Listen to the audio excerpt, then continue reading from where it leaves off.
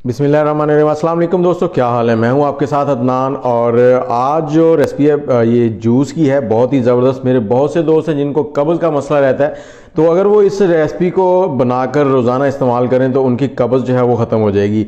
आपने अमरूद ले लेने हैं, जितने आपको क्वांटिटी अच्छी लगे उनको छोटा छोटा काट के मिक्सी में डाल लेना है और उसमें थोड़ा सा पानी डाल लेना है, 1 गिलास के करीब। थोड़ा सा डालेंगे इसमें काला नमक हस्बे जायका और 5 से 6 चम्मच या हस्बे जायका चीनी डाल लेंगे इसमें और इसको अच्छे से ब्लेंड कर लेना है। ब्लेंड करने के बाद आपने एक स्ट्रेनर की मदद से इसको अच्छे से स्ट्रेन कर लेना है ताकि इसमें जो बीज हैं वो निकल जाएं, क्योंकि बीज जो है वो टूटने के बाद उसकी नोकें बन जाती हैं जो मैदे में अल्सर का बायस बनती हैं। स्ट्रेन करने के बाद हमने इसमें 1 लीमू का रस डाल लेना है।